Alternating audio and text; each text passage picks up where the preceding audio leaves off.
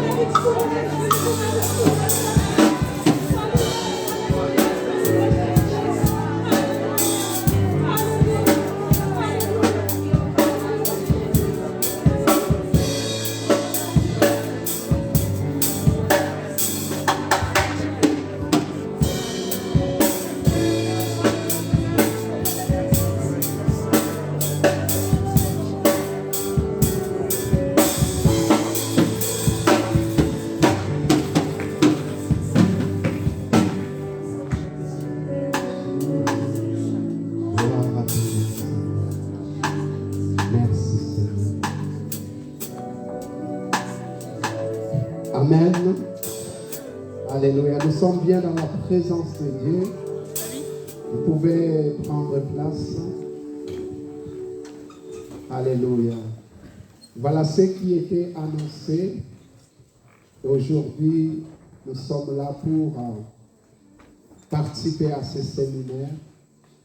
Ce n'était pas évident avec le contexte actuel. Ça fait au moins 2 fois qu'on a repoussé les dates.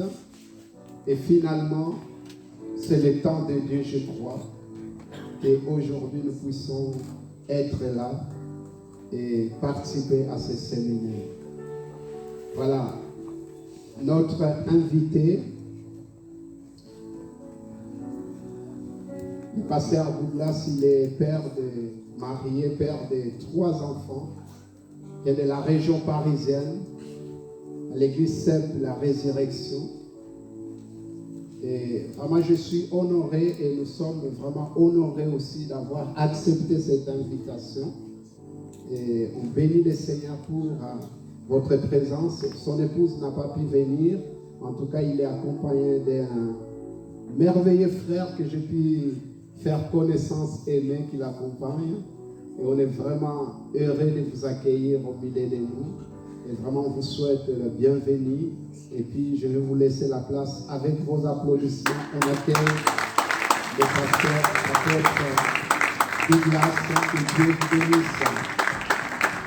Merci beaucoup.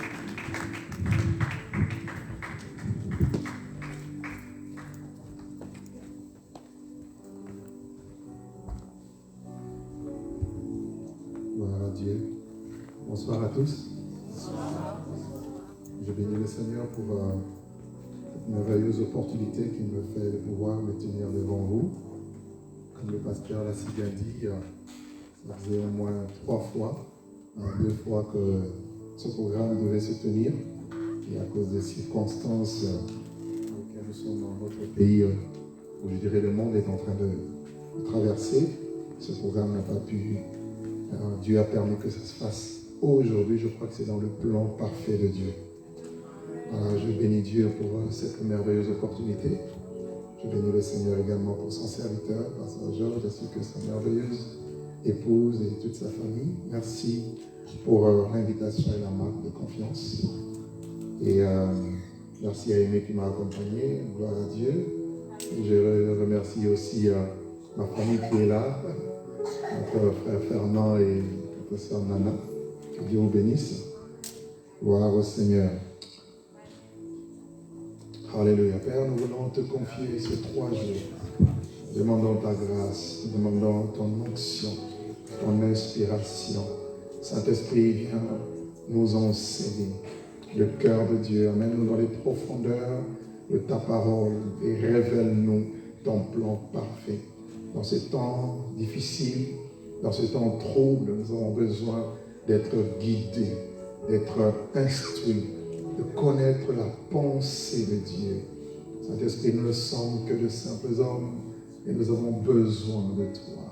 Prends la place, prends le contrôle. Donne-moi l'onction pour proclamer tes oracles. Donne-moi la grâce, l'inspiration, jour après jour, afin de transmettre fidèlement ce que tu as placé dans mon cœur. Béni sois-tu pour ce que tu es et pour ce que tu fais. Dans le nom merveilleux de Jésus, nous avons ainsi prié. Amen. Amen. Les signes de la fin des temps. Nous allons prendre nos Bibles dans le livre de Matthieu, chapitre 24, à partir du premier verset jusqu'au verset 5. Ensuite, nous lirons le verset 15. Et notre deuxième texte de base sera dans 2 Thessaloniciens, chapitre 2, le verset 1er au verset 4. Et pendant ces 3 jours, je vais m'appuyer sur ces 2 textes pour développer ce grand thème sur les signes de la fin des temps. Matthieu chapitre 24, à partir du verset 1er. Comme Jésus s'en allait au sortir du temple, ses disciples s'approchèrent pour lui en faire remarquer les constructions. Mais il leur dit, « Voyez-vous tout cela?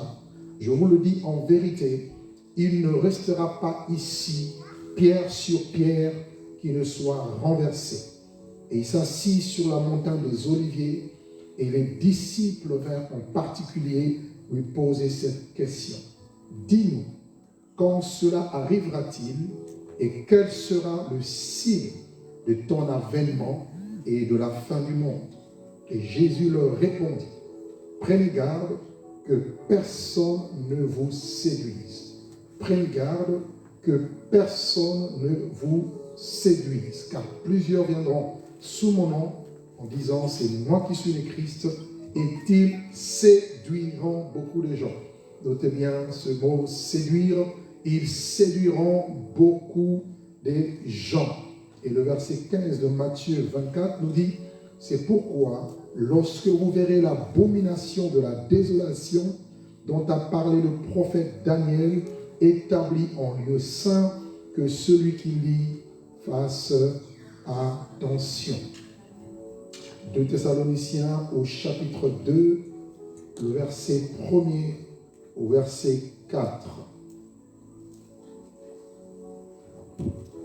Pour ce qui concerne l'avènement de notre Seigneur Jésus-Christ et notre réunion avec lui, nous vous prions, frères, de ne pas vous laisser facilement ébranler dans votre bon sens et de ne pas vous laisser troubler soit par quelque inspiration ou par quelque parole ou par une lettre qui semblerait venir de nous, comme si le jour du Seigneur était déjà là.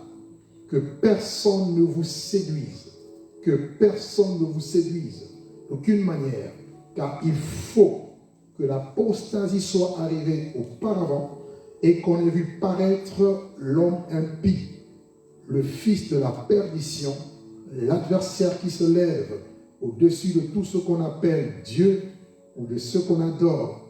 Il va jusqu'à s'asseoir dans le temple de Dieu, se proclamant lui-même Dieu. Ici, Paul rappelle ce que Christ a enseigné à ses disciples en parlant de l'abomination, de la désolation. Le texte de Matthieu 24, comme Luc chapitre 21, constitue en effet les derniers messages de Jésus-Christ avant son arrestation. Après avoir été envoyé par son Père, il est venu dans le monde, il est venu rendre témoignage à son Père, il est venu rendre témoignage à la vérité, enseigner le peuple, sauver le monde, accomplir des signes, des miracles pour attester la véracité de son message. Et voici, il arrive au terme de sa mission, avant sa crucifixion, il va donner des enseignements importants. En d'autres termes, qui étaient des prophéties concernant les événements que le monde, notre monde, allait connaître. Et comme l'Écriture le dit, les disciples lui montrent les belles pierres qui constituaient l'ornement du temple. Et Jésus va aussitôt commencer à enseigner en leur disant, voyez-vous tout ceci, tout ce bâtiment, il ne restera plus ici pierre sur pierre qui ne soit renversé. Il annonçait déjà par l'Esprit la destruction du temple de Jérusalem qui a eu lieu en l'an 70 de notre ère. Et les disciples ont été, je dirais, curieux de pouvoir savoir les choses qui allaient arriver dans la suite des temps. Et il va commencer son élocution en disant, prenez garde que personne ne vous séduise.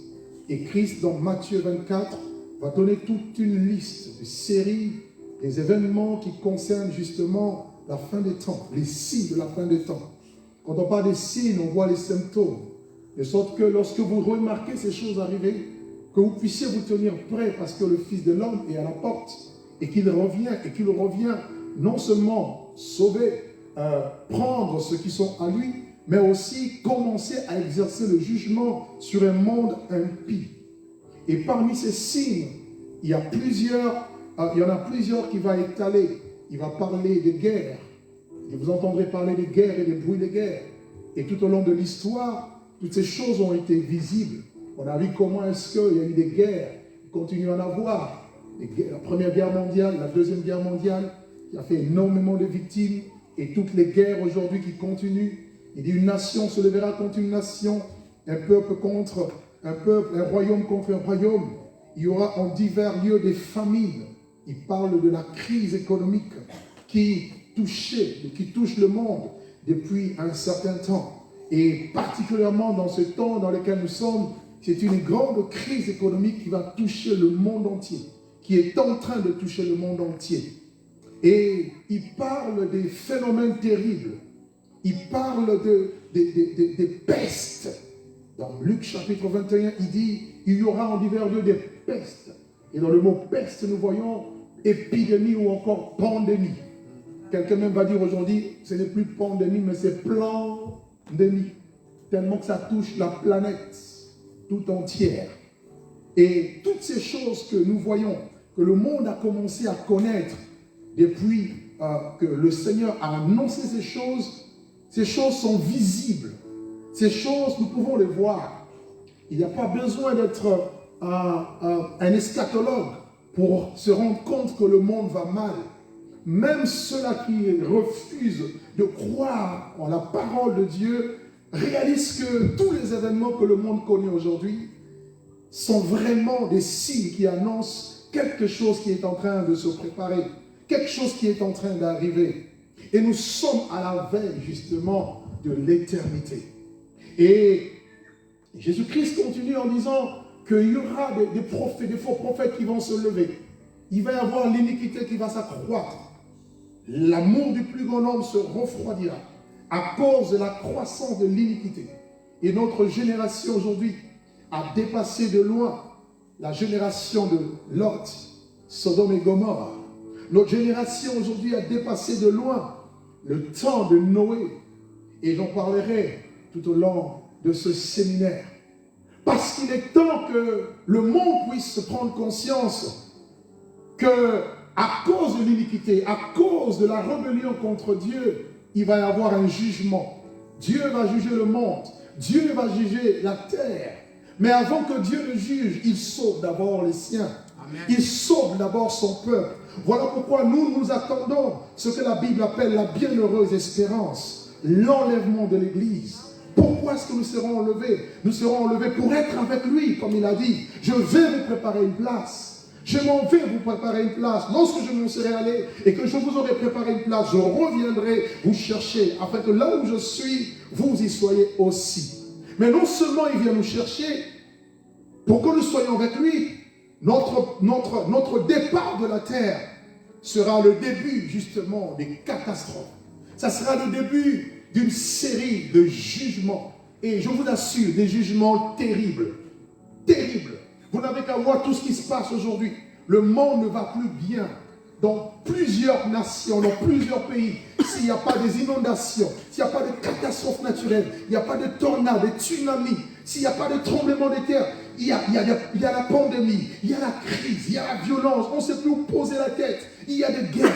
Bien aimés, toutes ces choses ont été annoncées d'avance pour que nous puissions, n'est-ce pas, porter nos regards et nous préparer. Il dit, heureux celui qui lit et qui garde les paroles de la prophétie, car le temps est proche. Amen. Alléluia. Amen. Le temps est proche. Et ce soir, je voudrais nous parler d'un des signes de la fin des temps qui nous concerne. Je ne vais pas plus m'attarder sur le monde, peut-être le dimanche, si Dieu le permet. Je toucherai un peu le système du monde qui est en train de vouloir s'introduire, s'infiltrer dans l'Église, dans le but de corrompre l'Église. Mais je voudrais aujourd'hui commencer par un des grands signes que Jésus annonce dans le livre de Matthieu, chapitre 24, ainsi que 2 Thessaloniciens, chapitre 2. Et ce signe, c'est la séduction. Donc mon sous-thème, c'est la séduction, grand signe de la fin des temps. Et Dieu m'a permis par sa grâce d'écrire un livre en 2 volumes déjà. Le premier volume sur la séduction spirituelle, le tome 1 où je parle un peu de l'origine et des types de séduction, et dans le tome 2 que j'ai amené d'ailleurs avec moi, où je parle de comment est-ce que cette séduction s'installe aujourd'hui au milieu des chrétiens, dans l'Église. La séduction spirituelle, un des grands signes.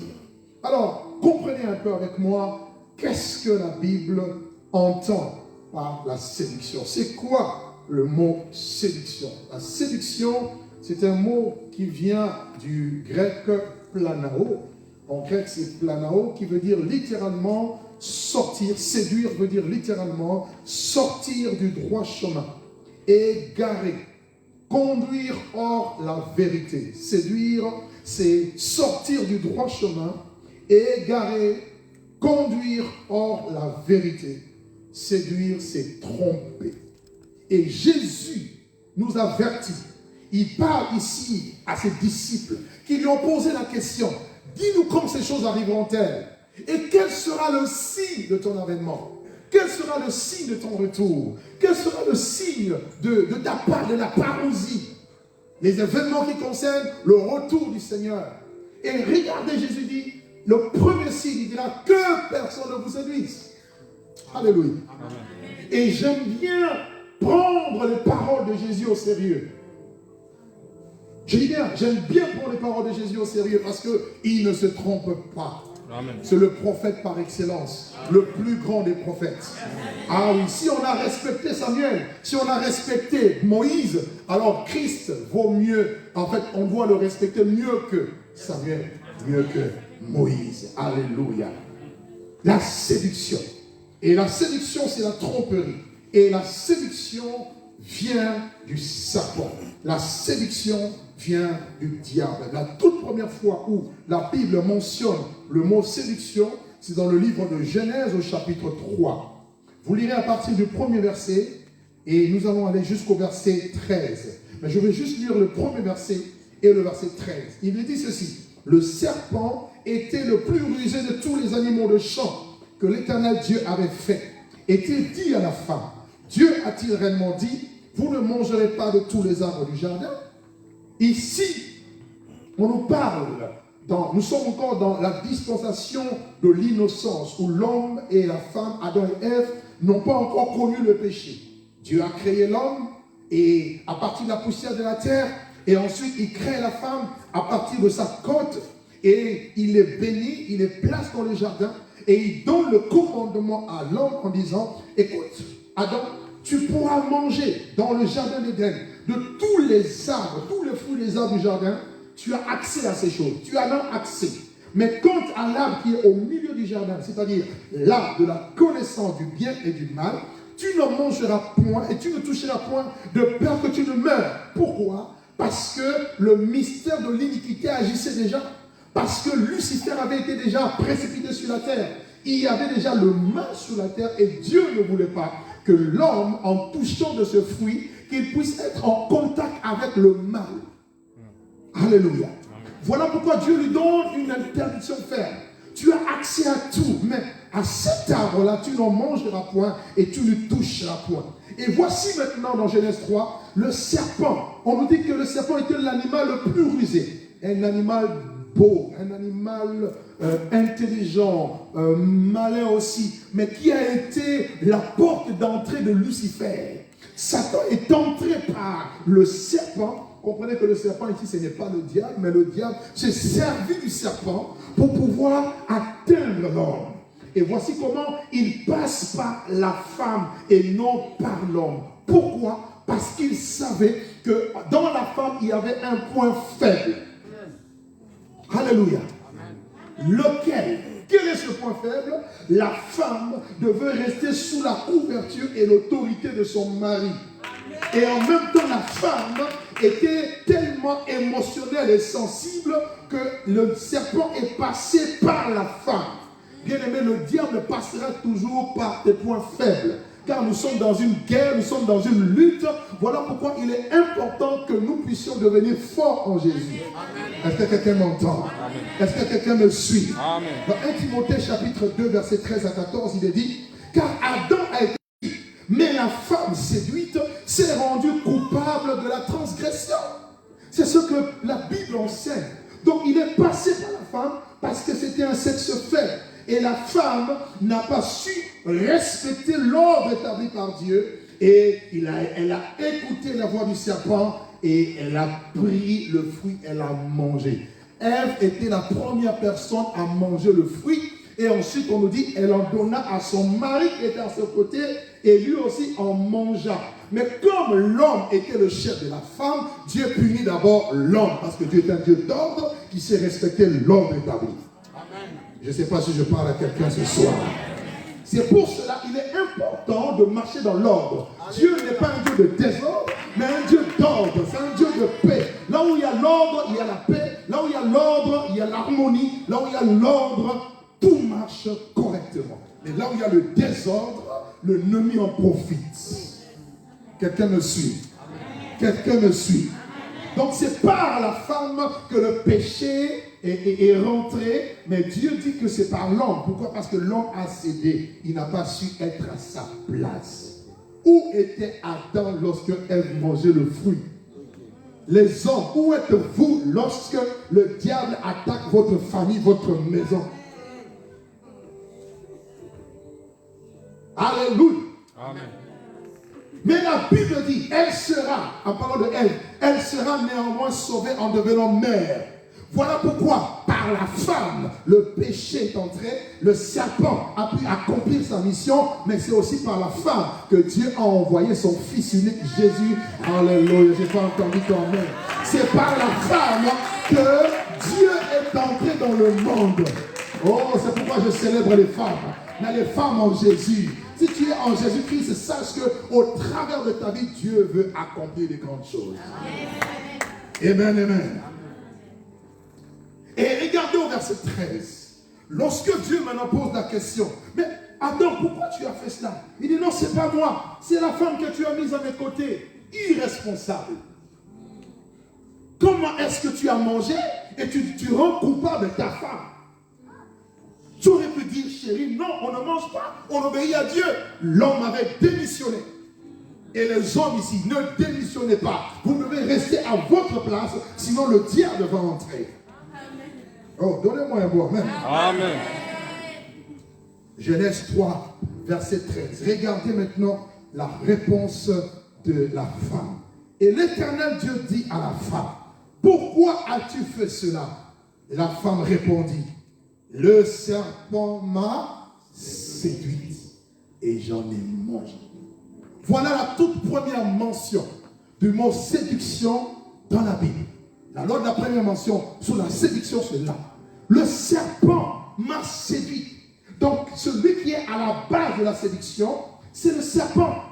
Et derrière le serpent, nous voyons Satan, Lucifer, le diable. Et son rôle, c'est de tromper. Son rôle, c'est de garer. Son rôle, c'est de sortir quelqu'un du droit chemin. La raison, c'est la preuve. La raison pour laquelle vous allez voir, après la séduction, Dieu les a chassés du jardin. Ils sont sortis de la présence de Dieu. Le jardin d'Éden était l'image de la présence de Dieu.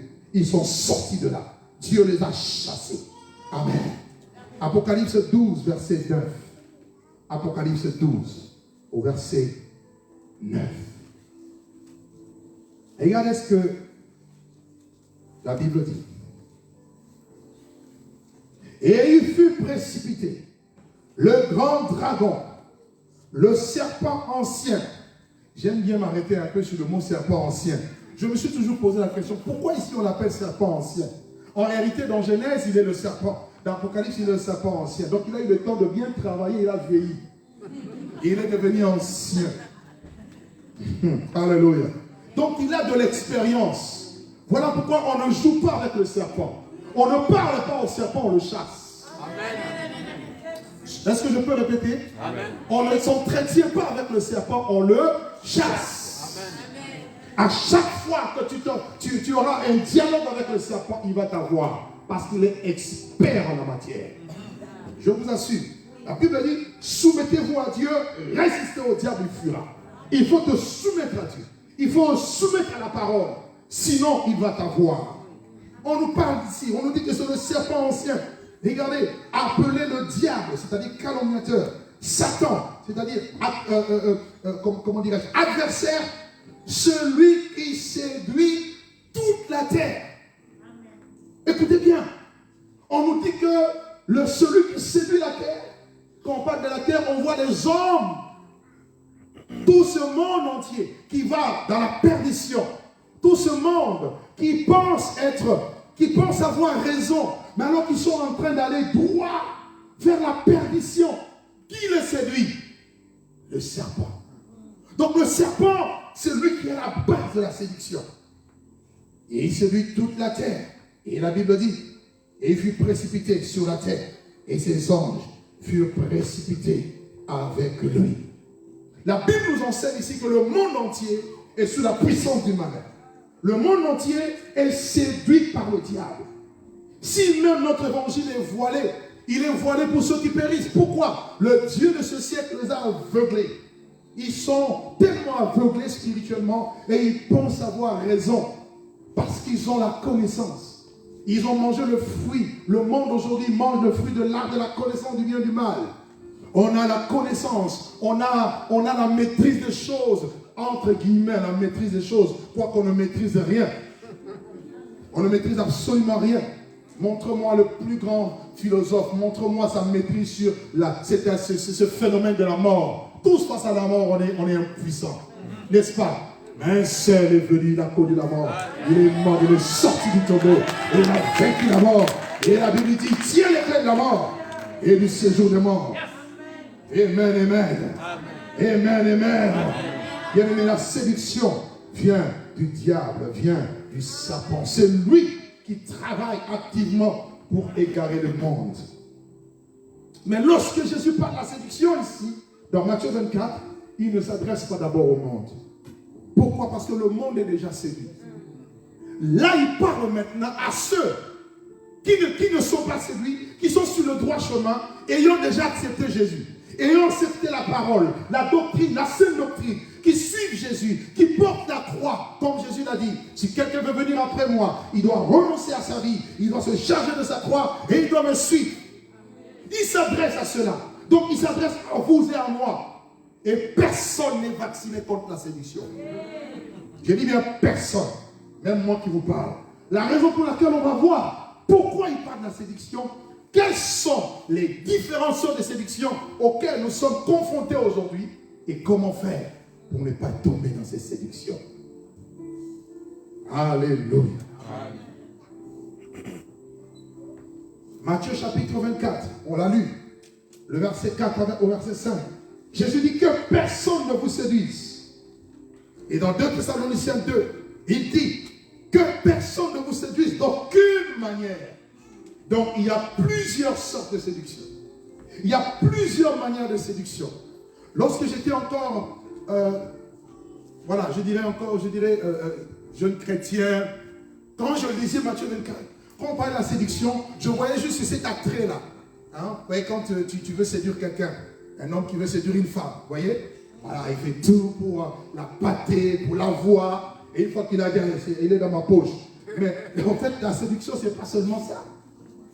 Quand Jésus parle de la séduction, c'est plus profond que le mot séduction que nous connaissons. Et c'est ce que j'aimerais, en fait, m'entretenir avec nous ce soir. Il existe plusieurs sortes de séduction.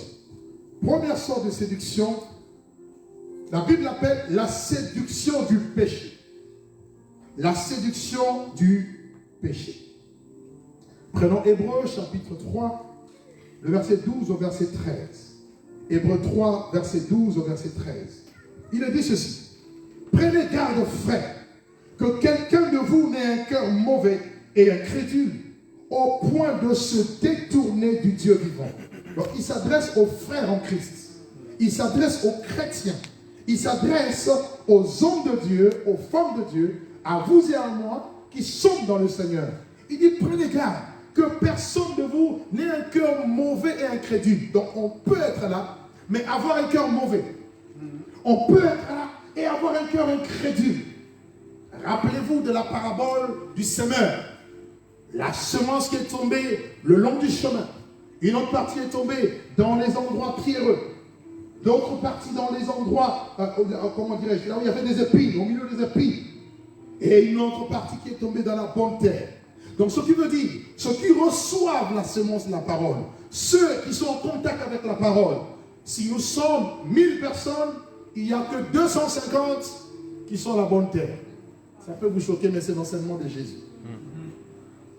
Est-ce que vous me comprenez? Amen. Pourquoi? Parce que beaucoup de personnes laissent leur cœur s'endurcir, laissent leur cœur devenir mauvais. Comment? Par la séduction du péché. C'est ce que Hébreux dit. Je reprends encore ce texte. Prenez garde, frères, que quelqu'un de vous n'ait un cœur mauvais et incrédule au point de se détourner du Dieu vivant. Mais exhortez-vous les uns les autres aussi longtemps qu'on peut dire aujourd'hui, afin que personne ne s'endurcisse par la séduction du péché. La Bible mentionne ici qu'il y a une séduction qui vient du péché. Et le péché, c'est quoi? Le péché, c'est la transgression de la loi de Dieu. Le péché, c'est lorsque tu commences à te révolter contre Dieu. Lorsque tu commences à raisonner avec la parole de Dieu. Lorsque tu commences à établir ta propre loi. Car il y a des personnes qui pensent, qui établissent leur propre loi. Ils se disent, bon, mentir, il y a des mensonges qui sont compréhensibles. Donc, pour moi, ça, c'est pas un mensonge. Pour moi, ça, c'est la vérité. Malheur à ceux qui appellent la ténèbre lumière et qui appellent lumière ténèbre. Malheur. C'est eux-mêmes qui décident. Ils sont leurs propres chefs. Et d'autres ont des péchés mignons. Ah, moi, ça, oh, c'est mon péché mignon. Ça, c'est mon péché mignon. Mon péché mignon. Mon frère, tu dois sortir de péché mignon. Donne-moi un bon amen. Ah oui, je te dis la vérité. Je te dis la vérité. Tu transgresses. Et le diable, son but, c'est ça. C'est de tenter, de séduire pour que tu tombes dans le péché. Et une fois que tu tombes dans le péché, tu commences à pratiquer le péché.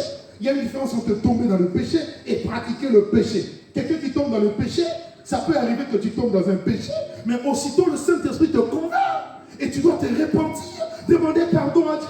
Mais c'est différent lorsque tu tombes dans le péché et tu commences à prendre plaisir au péché, aimer le péché, commencer à justifier le péché et normaliser le péché. Et quand on prêche le péché à l'église, tu te fâches contre le pasteur. C'est que tu es séduit par le péché. Donne-moi un bon amen. Donne-moi un bon amen. Aujourd'hui, dans l'église, les gens ne veulent plus qu'on parle du péché. Bien aimé, si Jésus est venu, c'est pour le problème du péché. C'est pour le problème du péché, c'est pas autre chose. Le salaire du péché, c'est la mort. Ce n'est pas la vie. On ne peut pas acclamer le péché. Et le diable veut qu'on puisse commencer à acclamer, fermer les yeux par rapport au péché. J'ai vu, mais je n'ai pas vu. Moi, quand je vois, je pars. Amen, amen, amen, amen. Amen, amen. Bien aimé, si tu es chrétien, c'est que tu as accepté Jésus.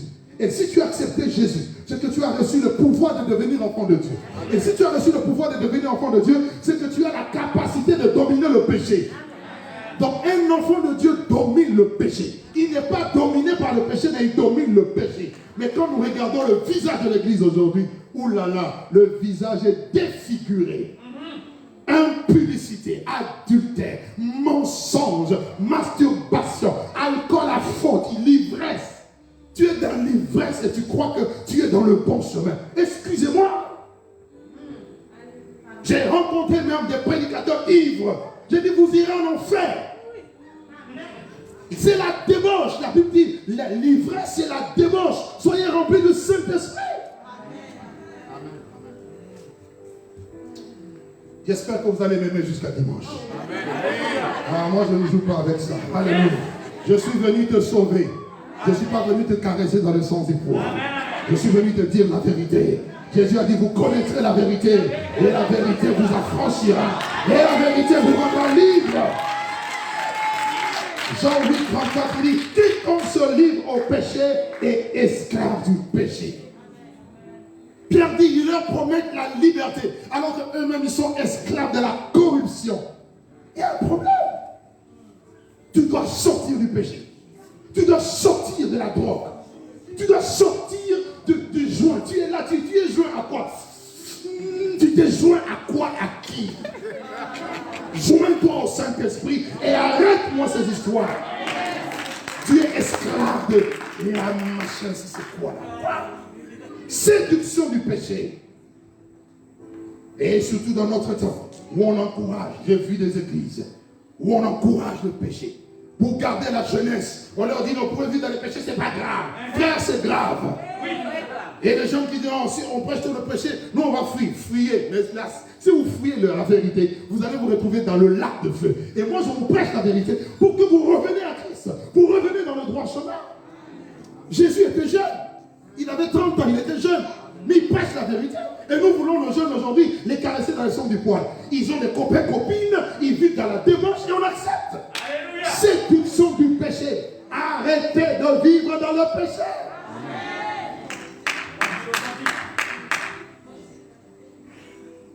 Tu vois que tu n'as pas acclamé.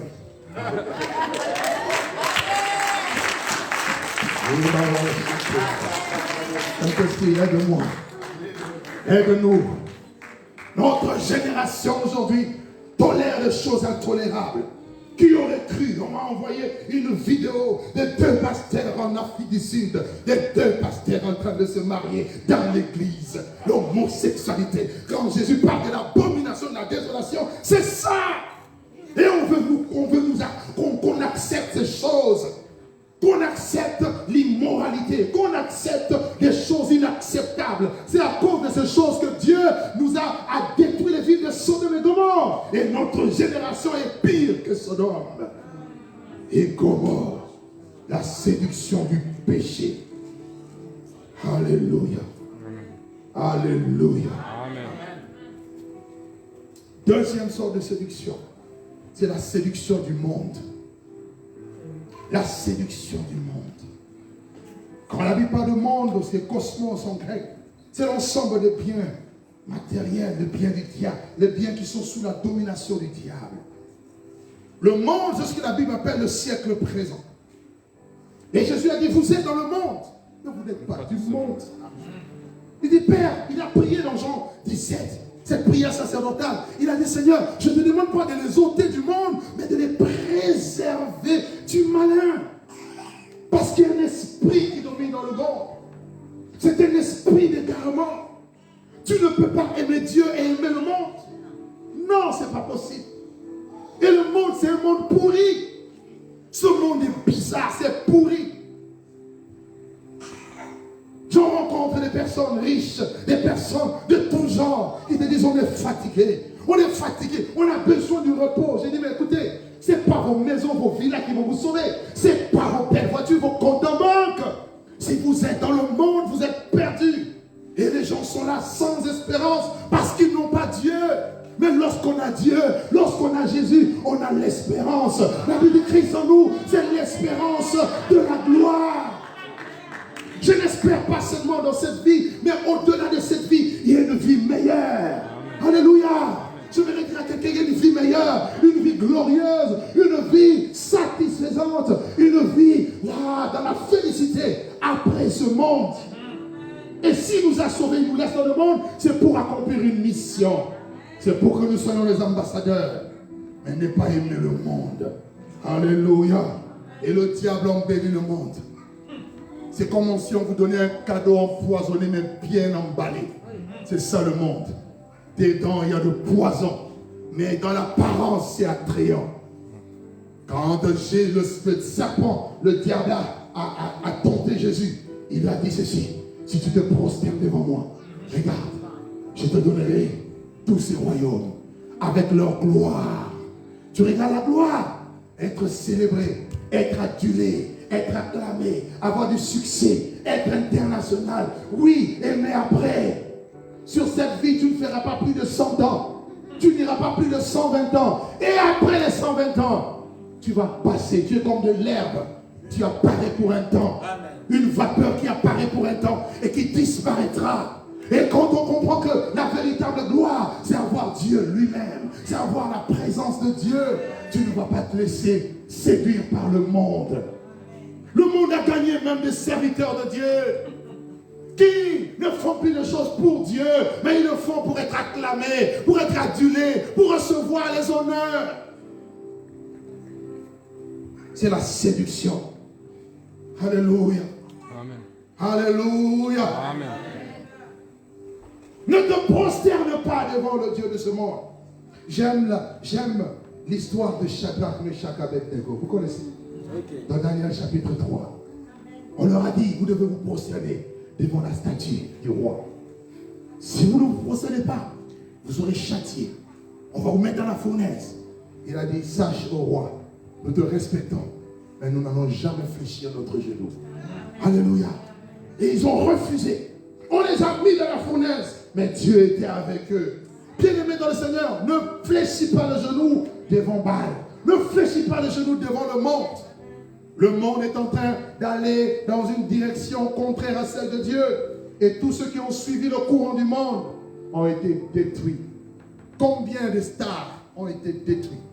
Combien de musiciens, des grands footballeurs, des grands sportifs, combien de personnes de renommée, à cause du monde, la convoitise des yeux, la convoitise de la chair, l'orgueil de la vie, à cause de ces choses, posséder, avoir, millions, milliards, et après, si c'est pour perdre son âme, que sert-il à un homme de gagner le monde entier s'il perdait son âme?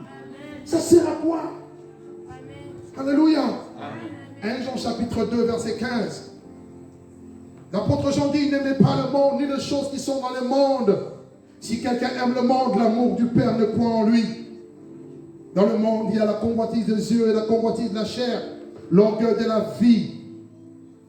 Il dit, le monde passe et sa convoitise aussi. Mais celui qui demeure, celui qui garde la parole de Dieu, demeure éternellement. Alléluia. Un homme de Dieu, dans la Bible du nom de Démas, il a abandonné la vie chrétienne. Il a abandonné la foi. Il a abandonné, je dirais, la mission par amour pour le siècle présent. De Timothée 4, verset 10, Paul pleure sur lui. Il dit, Démas m'a abandonné.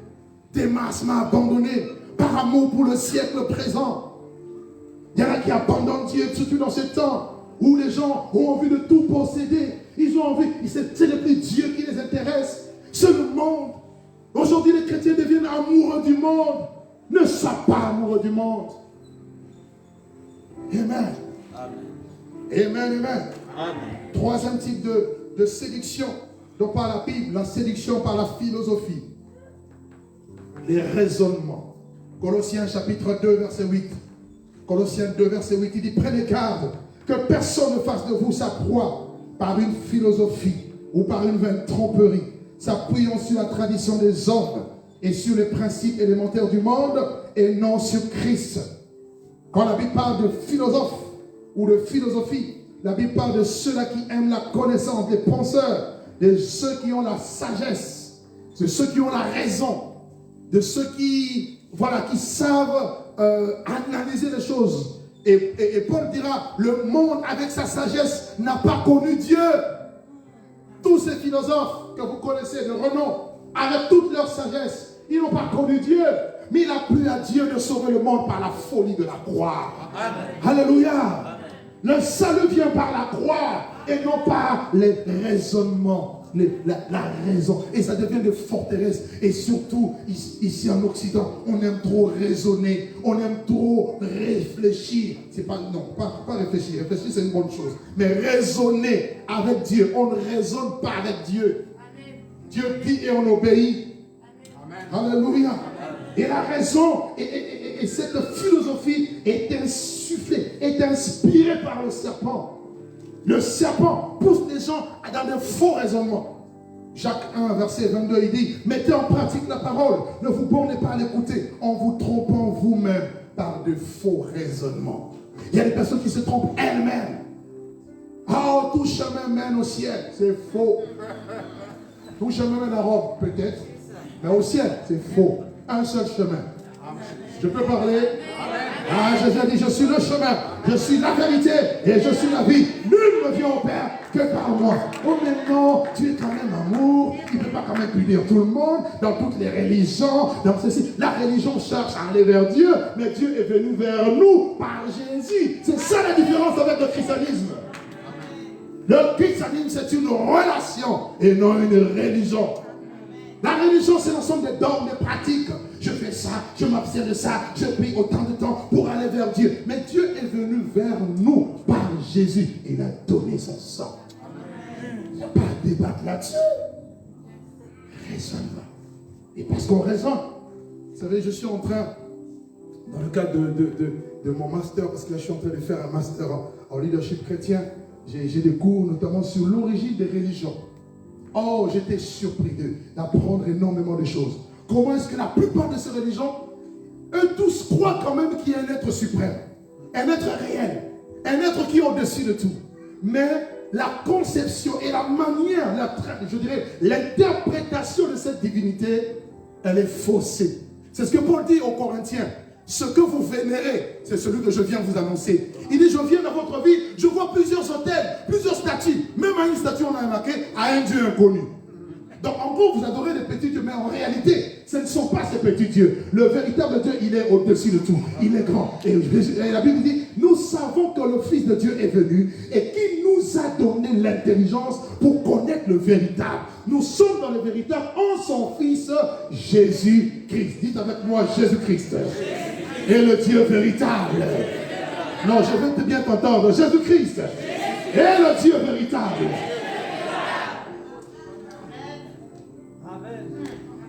Donc, il faut que ta philosophie tombe. Moi, je crois que, selon mes analyses, tu vas analyser le Dieu que tu n'arrives même pas à sonder. Regarde l'immensité de la Terre et tu veux expliquer quoi? La Terre dans la galaxie, c'est comme un grain de sable.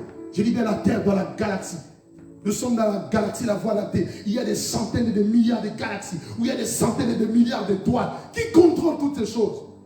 Explique-moi avec ta petite intelligence, ta petite sagesse. Je ne parle pas de toi, je parle de ces philosophes-là.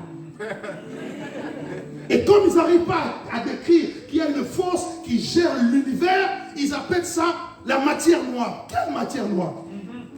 Il y a des étoiles, il y a des comètes, il y a tout ce que vous connaissez. Il n'y a pas d'accident. La Terre tourne autour d'elle-même, autour du soleil. Tu n'as pas de vertige et tu ne comprends pas. Non, il y a un Dieu qui tient. La Bible dit que Dieu soutient toutes choses par sa parole puissante. Alléluia. Gloire à Dieu. Dieu béni ce soir. Quatrième sorte de séduction, la séduction par les démons. Oui, les démons existent. Les démons, ce sont des esprits mauvais. Ce sont des anges qui ont été déchus. Ils ont été chassés du ciel parce qu'ils ont suivi Lucifer dans sa rébellion. Ah oui. Et lorsque ils ont été précipités sur la terre, certains d'entre eux ont une mission de séduire des vies, de séduire, d'égarer. Dans Genèse chapitre 6, versets 1 à 4, je n'aurai pas le temps de lire, Genèse 6, 1 à 4, on nous dit que lorsque les hommes ont commencé à se multiplier, les filles des hommes virent que les fils de Dieu virent que le fils des hommes était belle, et elles en ont pris pour femme, et de cette union se sortit une race de géants, qu'on appelle aussi les Néphilim, d'accord? Et en réalité, ces fils de Dieu, c'était une catégorie d'anges, en fait. Hein? Sinon, c'est un peu mitigé par rapport à l'interprétation, mais c'est quand même, comment ces fils de Dieu représentent donc ces esprits qui avaient la capacité de se matérialiser et qui ont eu des rapports et ça a donné naissance à des géants. Et la plupart de ces esprits, dont parle Jude d'ailleurs, ils ont été enchaînés par les ténèbres à cause de leur dangerosité. Ce sont des esprits tellement dangereux. Et vous allez remarquer, dans Apocalypse, notamment au chapitre 9, on nous parle des anges, de l'ange qui a la clé de la Bible. Hein? On appelle Abaddon ou Apollyon.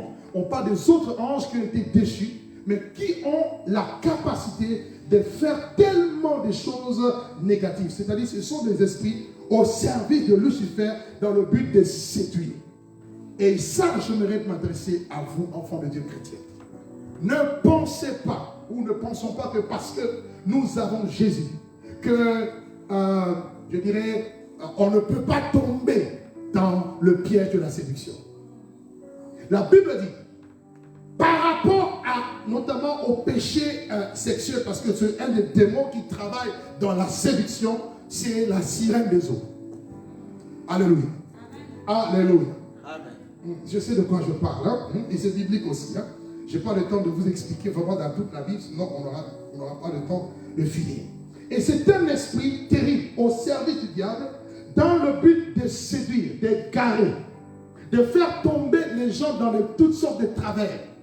Il a agi dans Genèse 6, on le voit dans Genèse 6, et si vous lisez la suite de Genèse 6, on nous dit que la terre était corrompue.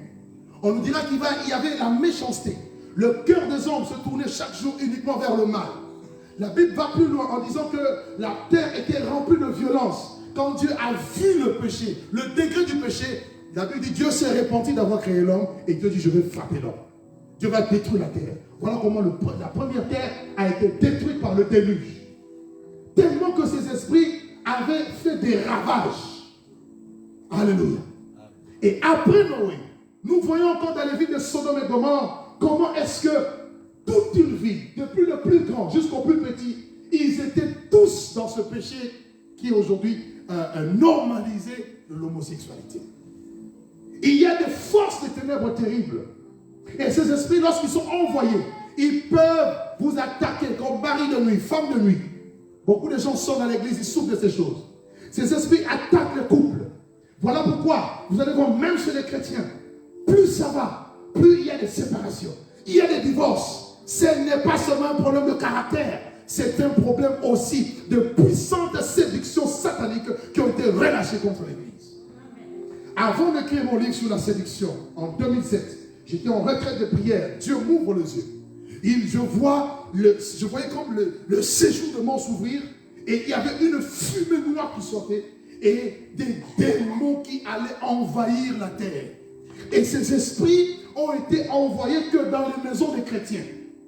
Et leur mission, c'était de détruire les chrétiens, de détruire les couples et les foyers. Bien, mais c'était en 2007. Je me rappelle encore à cette époque, j'étais déjà pasteur.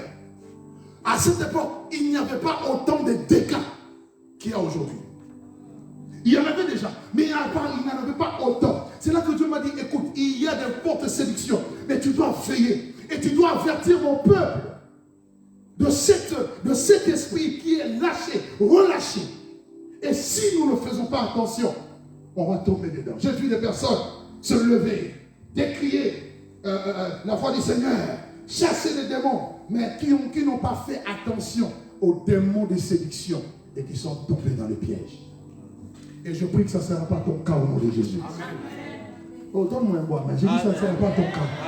Si vous êtes marié dans cette église, je chasse tout esprit de divorce qui peut attaquer votre couple, votre ménage. Je le chasse dans le lieu d'arrivée.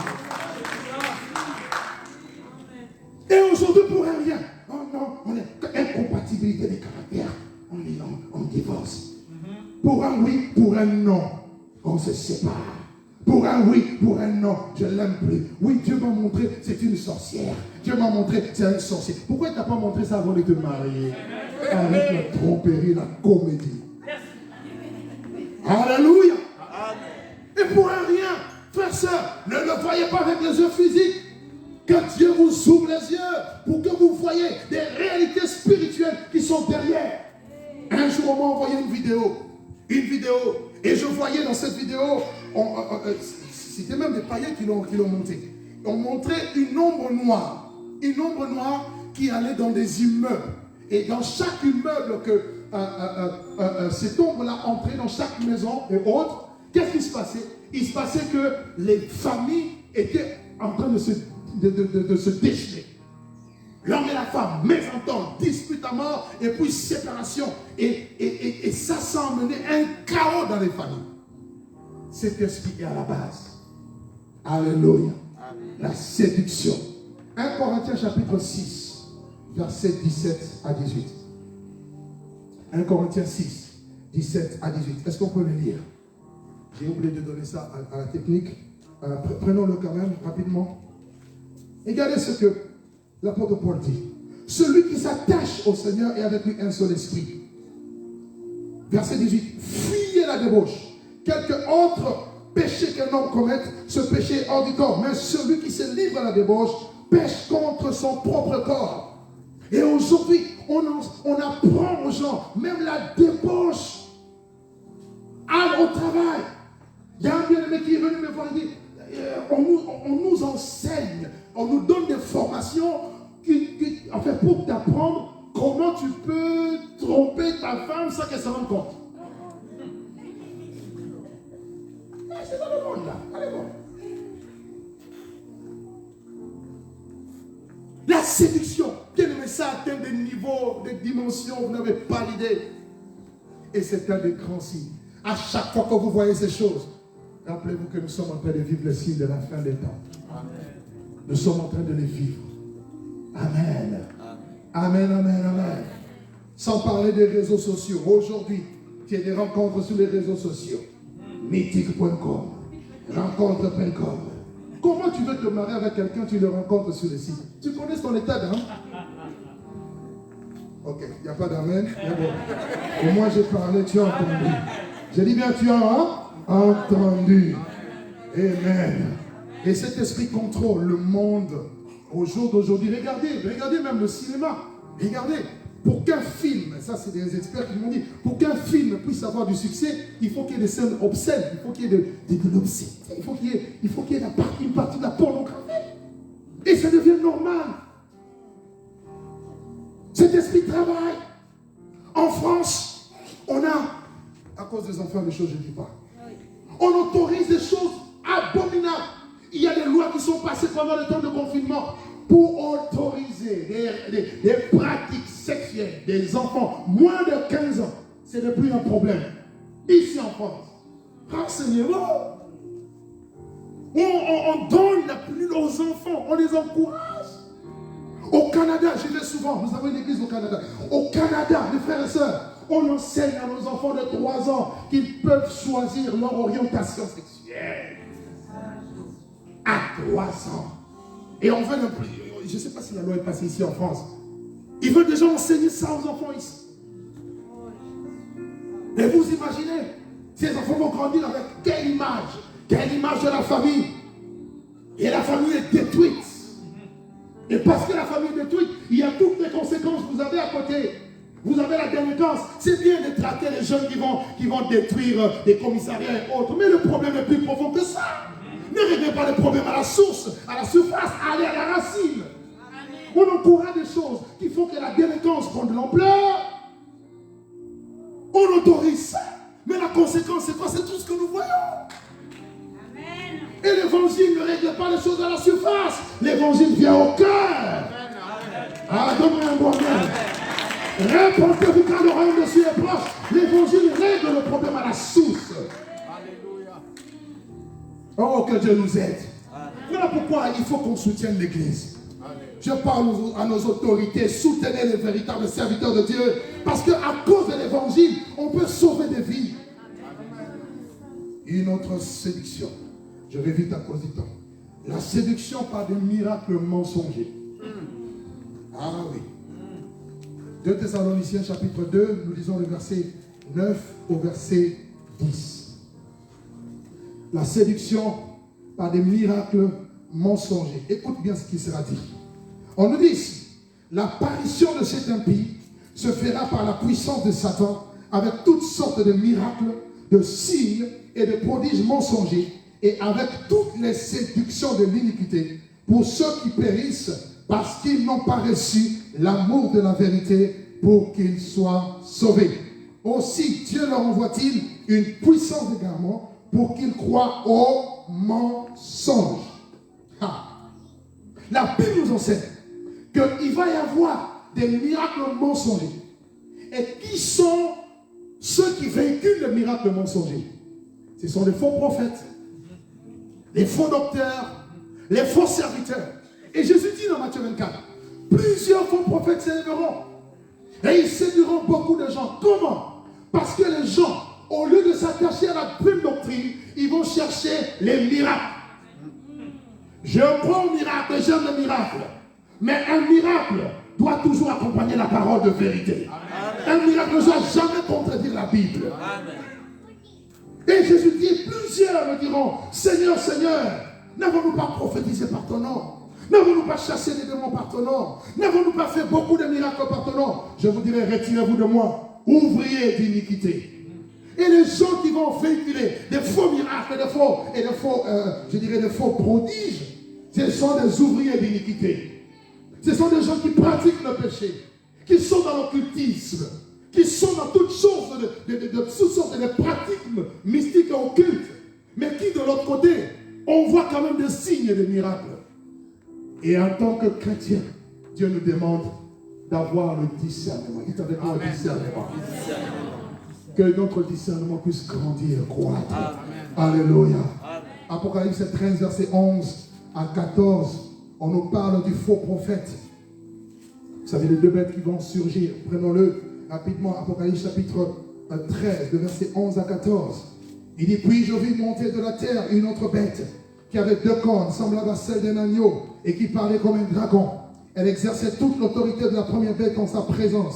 Elle obligeait la terre et ses habitants à adorer la première bête, et dont la blessure mortelle avait été guérie. Elle opérait des grands prodiges. La bête, elle n'est pas de Dieu, mais elle opère des grands prodiges jusqu'à faire descendre le feu du ciel sur la terre à la vue des hommes. Elle séduisait les habitants de la terre par des prodiges qui lui étaient donnés d'opérer en présence de la bête, disant aux habitants de la terre de faire une image de la bête qui avait été blessée par l'épée et qui vivait. Alléluia. Bien-aimés dans le Seigneur, dans le temps dans lequel nous traversons aujourd'hui, il y a beaucoup de personnes qui ne sont pas de Dieu. Des serviteurs qui ne sont pas de Dieu. Et qui font des grands miracles, des grands prodiges, un peu partout dans le monde. Et qui séduisent le peuple. Et qui entraînent le peuple dans des voies tortueuses qui ne sont pas de Dieu. À l'instar de Simon le magicien, qui faisait de grands miracles. Au point où les gens disaient, celle-ci c'est la grande puissance de Dieu. La puissance de Dieu, ce qu'on appelle la grande. Mais comment il opérait ces miracles? Par la magie. Discernons. N'ajoutez pas foi à tout esprit. Éprouvez les esprits pour savoir s'ils sont de Dieu. Car plusieurs faux prophètes sont venus dans le monde. Et l'Église, au travers de ces genres de moments, comme le séminaire, c'est le temps où on est équipé, on est instruit, enseigné, pour savoir, pour aiguiser notre discernement, pour ne pas se laisser avoir. Amen. Et j'en connais plein qui ne sont pas, n'est-ce pas, pleinement dans le Seigneur et qui se laissent berner, qui se laissent avoir par l'ennemi. Dernière séduction que je voudrais aborder, c'est la séduction spirituelle. La séduction spirituelle. On la voit avec Balaam. Balaam qui était au départ de Dieu, mais qui est sorti du droit chemin. Il a quitté le droit chemin parce qu'il aimait le salaire de l'iniquité. Et la fin de Balaam, il s'est retrouvé dans l'occultisme. Comment un homme de Dieu peut se retrouver dans l'occultisme? Comment un serviteur de Dieu peut se retrouver en train d'invoquer Lucifer? Bien-aimé, ça s'appelle la séduction spirituelle. Bien-aimé, il y a des forces. Et plus ça va, je rencontre des chrétiens qui ils se disent, mais non, moi, je viens à l'église, j'ai envie que Dieu me parle. J'ai dit, mais oui, mais Dieu parle d'abord par sa parole. Amen. Aujourd'hui, il y a des gens qui ne veulent plus la parole. La parole de Dieu, oh non, c'est trop ennuyant. Le pasteur ne fait que prêcher. Nous, on a besoin d'entendre les prophéties. Dieu dit quoi? Les prophéties. À tout moment, un culte ne peut pas avoir tous les dimanches que des prophéties. Tous les dimanches, on prêche pas que la prophétie. Prophétie. Non. Je crois à la prophétie. Si Dieu le permet, il va avoir des prophéties pendant ces 3 jours. Amen. Alléluia. Mais avant ça, tu dois comprendre la prophétie par excellence qui est la parole de Dieu. Et on court. Et tu vas chercher, tu vas aller vers le voyant, tu vas aller vers les médiums, les gens qui vont t'annoncer des choses. Dieu dit quoi? Moi, il y a des gens qui t'appellent. Parce que nous sommes un peu médiatisés. On est sur MCI TV, on est sur Kazarema, plein d'autres plateformes. Et partout tu passes. Oui, est-ce qu'il y a une parole pour moi? Qu'est-ce que Dieu dit pour moi? Mon frère, Dieu dit, lis la Bible. Amen.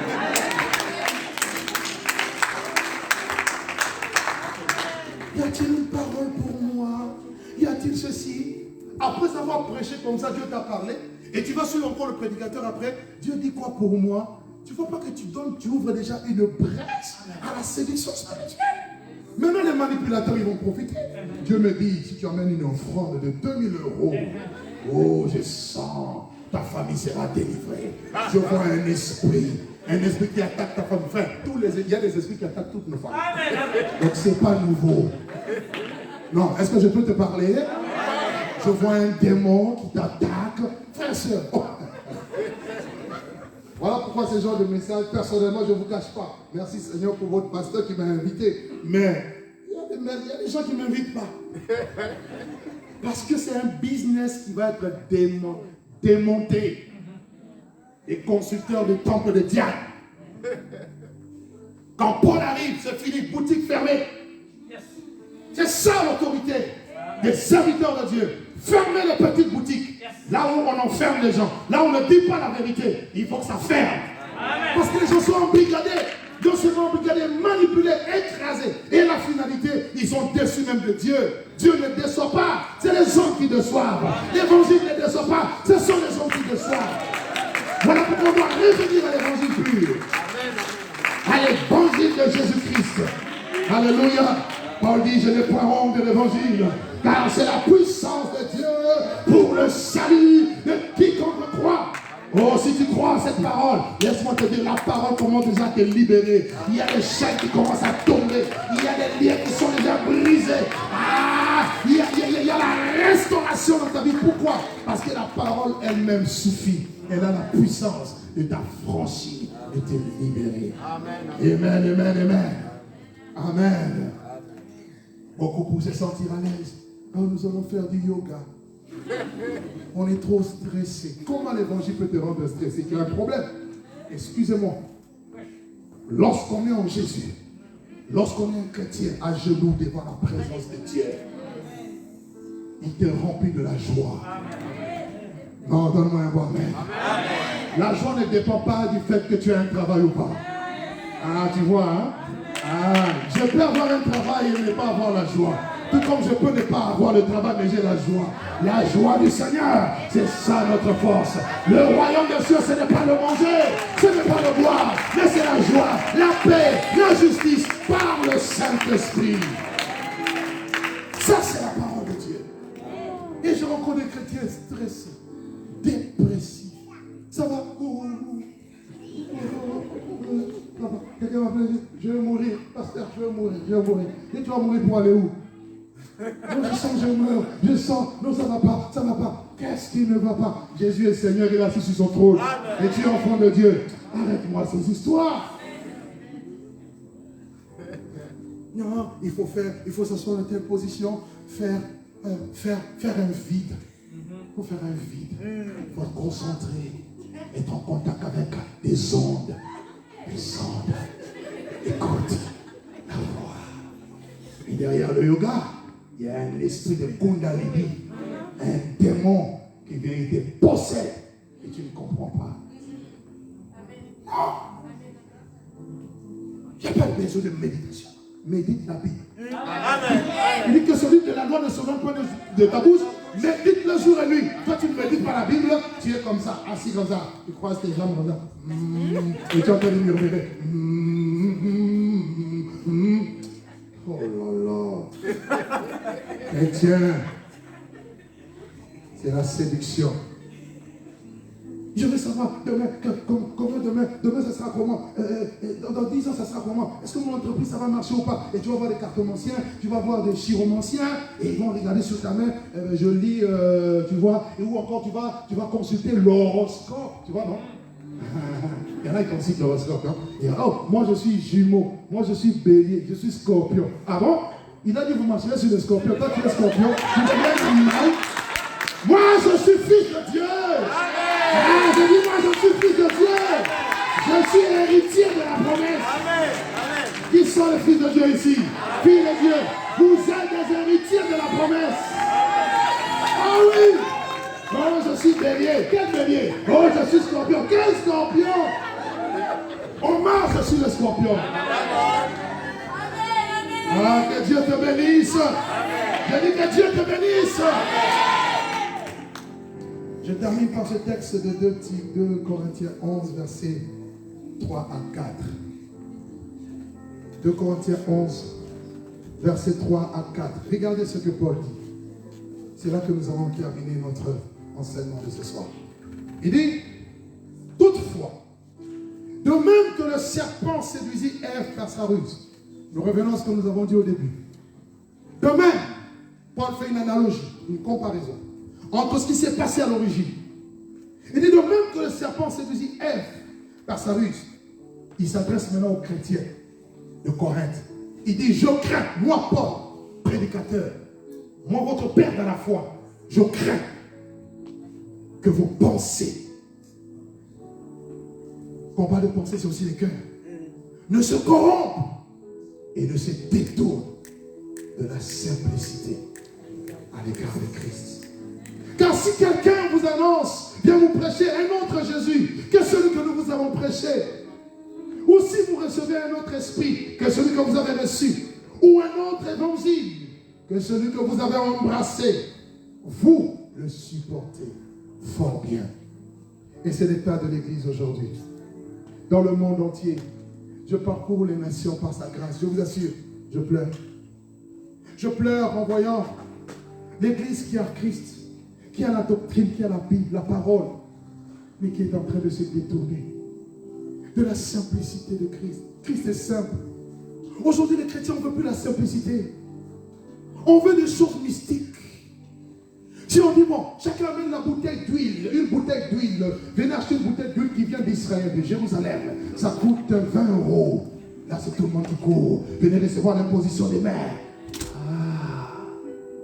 Oh, j'ai un mouchoir. Un mouchoir. Ça vient de Jérusalem. Il y a une guérison dedans. Qui veut la guérison? Viens, tu donnes d'abord ton enveloppe. Tout le monde court. Mais quand on dit Jésus agit dans la simplicité, oh non, il n'y a pas Dieu là-bas. C'est trop simple. Il n'y a rien. Moi, je veux voir des plumes d'ange. Je veux voir des paillettes d'or. Pour croire que, frère, nous ne marchons pas par la vue, par la foi. Est-ce que je peux parler à l'église? L'église aujourd'hui, j'en parle avec commun. Se détourne de la foi. Et Jésus a dit, quand le Fils de l'homme viendra, trouvera-t-il la foi sur la terre? Et Dieu parle au cœur de l'église. Dieu pleure parce que le serpent a réussi à détourner beaucoup de la simplicité. Aujourd'hui, l'homme de Dieu est adulé. L'homme de Dieu a remplacé Jésus C'est grave. Allez dans certains milieux, vous allez pleurer. Quand l'homme de Dieu entre, c'est une cérémonie. Portez les vœux volontaires pour que l'homme de Dieu fasse son entrée. T'es avec moi.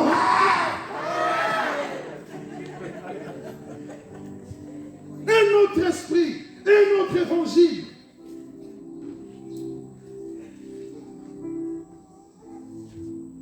Que faire pour ne pas tomber dans la séduction? Deux choses. Première chose, la croix doit rester au centre de ton cœur. L'évangile de la croix doit revenir au cœur de l'Église. La croix est de plus en plus mise de côté. On parle de tout, mais puis de la croix. C'est la base. Paul dit, la prédication de la croix est une folie pour ceux qui périssent. Mais pour nous qui sommes sauvés, elle est la puissance de Dieu. Il dit, je veux savoir parmi vous autre chose que Jésus-Christ crucifié. La croix doit être à la base. C'est par la croix que nous avons la victoire. Ils l'ont vaincu. Apocalypse 12, là on parle du serpent, on nous dit, ils l'ont vaincu à cause du sang de l'agneau et à cause de la parole de leur témoignage. Car ils n'ont pas aimé leur vie jusqu'à craindre la mort. À part la croix qui doit revenir au centre, tu dois toujours demander à Dieu l'amour de la vérité. Il y en a parce qu'ils n'ont plus reçu l'amour de la vérité. Ils ont cru au mensonge. À chaque fois que tu auras l'amour de la vérité, même si tu étais prêt de glisser, tu seras rattrapé rapidement à cause de l'amour de la vérité. L'amour de la vérité est notre remède pour ne pas tomber dans la séduction. Que Dieu bénisse sa parole dans le précieux glorieux nom de Jésus. Amen. Je vous demande de nous tenir debout. Est-ce qu'on peut acclamer le Seigneur? Gloire à Dieu. Merci, que Dieu nous bénisse. Je voudrais prier avec nous une minute avant de laisser le micro. Je voudrais que chacun d'entre nous, si nous pouvons nous tenir debout ensemble, pour ceux qui le peuvent, bien sûr, essayer de lever nos mains vers Dieu, que chacun puisse prier en fonction de ce qui a été dit aujourd'hui, enseigné aujourd'hui. Vous savez, j'étais en jeûne et prière pour préparer ce moment. Et je disais à Dieu, c'est un tel qui a ses vases. Je parle de quoi? Dis-moi, dites-moi, toi qui connais le cœur, toi qui connais les véritables besoins. Et Dieu m'a dit, parle de la séduction aujourd'hui. Et je suis convaincu pendant ces 3 jours, Dieu va faire du bien à quelqu'un. Et si tu t'es senti peut-être heurté, non, je ne suis pas venu te heurter, je suis venu te dire la vérité parce que je t'aime et Dieu t'aime. Il veut te sortir peut-être d'une mauvaise position, mauvaise posture. Car le diable est un menteur, un voleur. Le voleur ne vient que pour dérober, égorger, détruire. Jésus est venu afin que ses brebis aient la vie. Et la vie en abondance. Et de là où tu es, tu vas prier avec moi. Tu vas demander, tu vas dire d'abord merci à Dieu pour sa parole. Élevons nos voix ensemble si nous pouvons prier. Alléluia. Alléluia, Jésus. Venons célébrer, Seigneur. Manifeste-toi, Alléluia, Jésus. Seigneur, je veux te dire merci. Je veux te dire merci pour ce moment. Je veux te dire merci, Seigneur, pour ta parole. Je veux te dire merci pour, Seigneur, la grâce que tu as répandue sur nous ces premiers jours, afin de pouvoir annoncer tes oracles, Seigneur. Père, merci parce que c'est toi, c'est par toi, par ton esprit que nous avons pu apporter, Seigneur, ce message. Que le Saint-Esprit continue son œuvre dans les cœurs. Que le Saint-Esprit continue à travailler. Seigneur, je prie et nous prions, Seigneur, que tu puisses nous sortir de toutes sortes de séductions. S'il y a un homme et une femme ici qui était pris par le filet, par le piège, le filet de la séduction, je prie que tu le sortes, que tu la sortes au nom de Jésus. Tu vas élever ta voix, tu vas prier, tu vas dire à Dieu, je veux vivre la croix, que la croix soit au centre de mon cœur. Élève ta voix et prie avec moi. Demande à Dieu, dis à Dieu, je veux vivre la croix.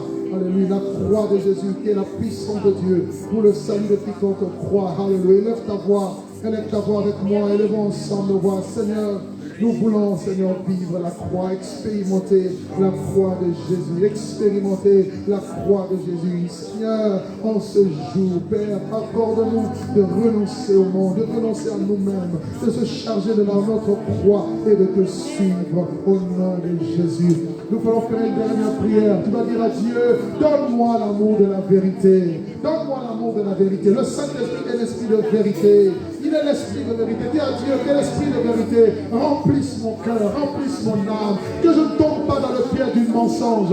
Le diable est rusé. Il peut nous mentir de diverses manières. Mais que Dieu nous donne ce discernement pour ne pas tomber dans ce piège. Élevons nos voix ensemble. Oh,